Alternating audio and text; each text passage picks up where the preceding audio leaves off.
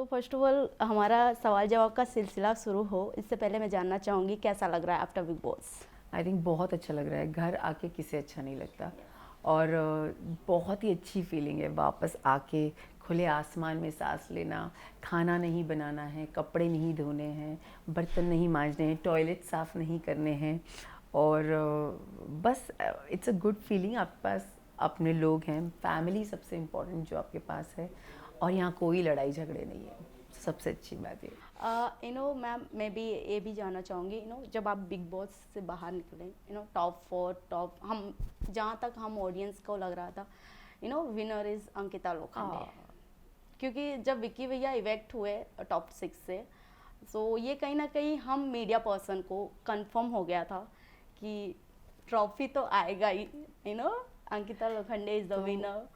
सो आपको कैसा लगा क्योंकि आप मुझे ऐसा लगता है ये मेरे बोलने से ज़्यादा जब लोग बोलते हैं ना तो उस चीज़ की वैल्यू होती है, राइट। ट्रॉफ़ी एक ऐसी चीज़ है ना जो एक को ही मिलनी चाहिए थी, किसी एक को मिलती। बट फॉर्चुनेटली अनफॉर्चुनेटली अगर मुनव्वर भी जीता है तो आई एम श्योर उनके इतने फॉलोअर्स बाहर हैं, उनको प्यार करने वाले इतने लोग, मैं ये नहीं बोल रही मेरे नहीं हैं, मेरे भी हैं, लेकिन शायद उस टाइम उस वोट के ज़रिए शायद उतना वो नहीं मिल पाया होगा।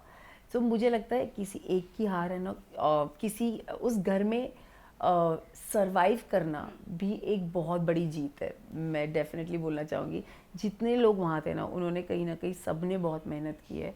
और टॉप 5 तक पहुँचकर अपने आप को वहाँ खड़ा रखना भी बहुत बड़ी बात है। आपने जैसे मुनावर का नाम लिया तो मैं एक आपका छोटा सा क्लिप काफ़ी वायरल हो रहा है, मुझे पर्सनली बहुत अच्छा लगा जब मैंने वो सुना। आपने एक इंटरव्यू में आपसे शायद पूछा गया था कि जब टॉप 2 का नाम अनाउंस हुआ तो आपको एज अ विनर कौन पसंद था, तो आपने बहुत अच्छा नाम लिया कि मुनावर क्योंकि मेरा बेस्ट फ्रेंड है और अभिषेक क्योंकि मेंटली और फिजिकली ज़्यादा उसका गेम प्लॉटिंग आपको ज़्यादा अच्छा लगा। बट कहीं ना कहीं अभिषेक अपने के इंटरव्यू में एक स्टेटमेंट देते हुए नजर आया जो कतई किसी को नहीं पसंद आया। उनका कहना था कि अंकिता लोखंडे एक बहुत बड़ा नाम है, वो कहीं ना कहीं अपने नाम और फेम की वजह से टॉप 4 और टॉप 5 में डिज़र्व थी नहीं तो वो नहीं डिज़र्व करती थी। इस पर आपका क्या स्टैंड है? मेरा कोई स्टैंड नहीं है इस पर। मुझे ऐसा लगता है कि एक मैच्योरिटी लेवल एग्जैक्टली तो अगर मैं क्या बोलूँ अभिषेक को, बट मुझे ऐसा लगता है कि इमैच्योर है। एंड देन मुझे ऐसा लगता है आप हमेशा आपके सीनियर्स जो होते हैं ना,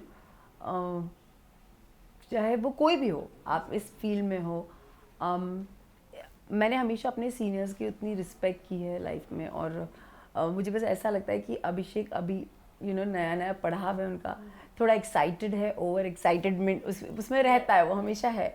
बट ठीक है, it's okay, I have nothing to say because हमने इतना अच्छा टाइम स्पेंड किया। और उसके बाद वो अगर ये बोल रहा है तो उसको भी समझ में आएगा कि वो गलत बोल रहा है। कहीं ना कहीं नहीं बोलना चाहिए क्योंकि एक बॉन्ड रहती है, इक्वेशन रहता है। लेकिन क्या होता है जब आप नई नई सीढ़ी चढ़ते हो ना तो थोड़ा आता है।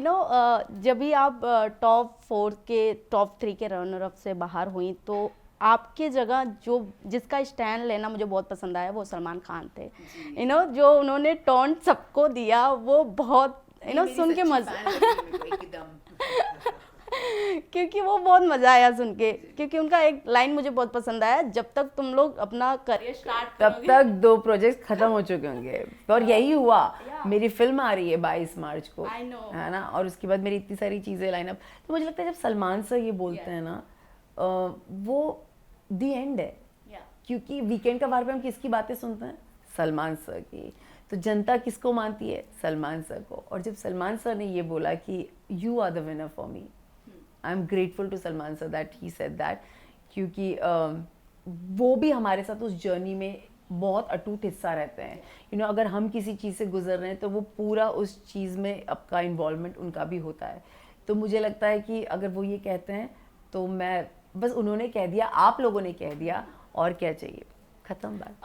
बात करें अगर बिग बॉस के जितने भी कंटेस्टेंट्स हैं जो निकलते गए बिग बॉस के हाउस से, उनका हर किसी का एक ही स्टेटमेंट था कि अंकिता लोखंडे रिश्ते बनाती हैं अपने कन्वीनियंस के हिसाब से। अच्छा।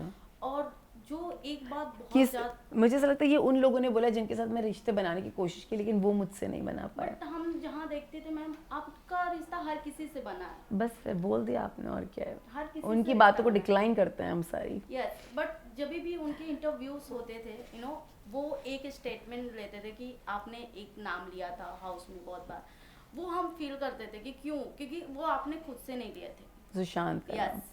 हाँ, मैंने कोई एक इंटरव्यू में सुना भी जहाँ रिंकू मैम बोल रही थी कि सुशांत का नाम क्यों अंकिता ने लिया। वो कहीं ना कहीं But- बोल रही थी कि फेम के लिए, वोट के लिए, अब ये रिंकू मैम ही जाने, लेकिन मुझे लगता है कि इवन रिंकू के बाद भी लोगों ने नाम ली, ये बातें कही हैं। जिन्होंने भी कही है उनको आई एम श्योर मुझसे शायद वो मुझे नहीं समझ पाए होंगे, और मुझे कोई उसका अफसोस नहीं है। ठीक है, उनका वो टेक हो सकता है, लेकिन मुझसे जब पूछा गया तभी मैंने सुशांत के बारे में बात की है हमेशा। मुझे किसी ने अगर पूछा है कि वो कैसे थे, और मैं क्यों छुपाऊँ और मैं क्यों ना नाम लूँ। मैं वहाँ अपने पापा का भी नाम लेती थी। Yes. क्योंकि मेरे पापा मेरे बहुत दिल के करीब थे और वो नहीं है इस दुनिया में, तो मैं उनके बारे में अगर कुछ वो बोल सकती हूँ तो फिर मैं सुशांत का नाम क्यों नहीं ले सकती। कौन मुझे ये बोलता है कि मैं नहीं ले सकती, अगर मेरे पास उसके बारे में कुछ अच्छी चीज़ें हैं बताने के लिए, जिससे कि इन्हीं लोगों को जो मुझसे पूछते थे, मुझे लगता था उन्हें वो they used to look up to Sushant. तो अगर मुझे लगेगा तो मैं डेफिनेटली सुशांत का नाम लूँगी और मैं बताऊँगी वो कैसा इंसान।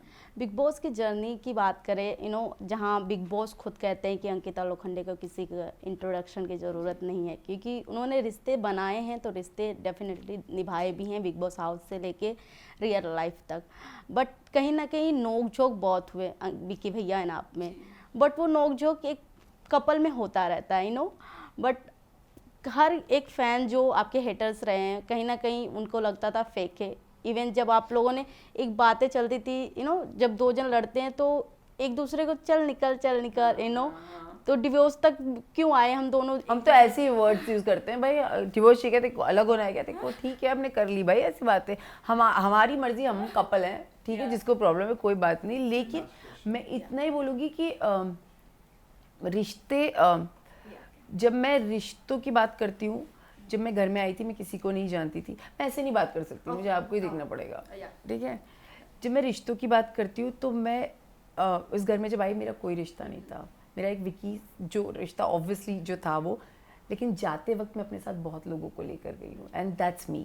मुझे लगता है कि जब जर्नी ख़त्म होती है ना, आप कितने लोगों को अपने साथ लेकर जाते हो ना, तब मैटर करता है। और आज की डेट में मेरे पास उस घर से कई लोग हैं जो मुझसे जुड़े हुए हैं, और जो भले ही मेरी बुराइयां करते हो लेकिन वो फिर भी मुझसे जुड़ना चाहते हैं।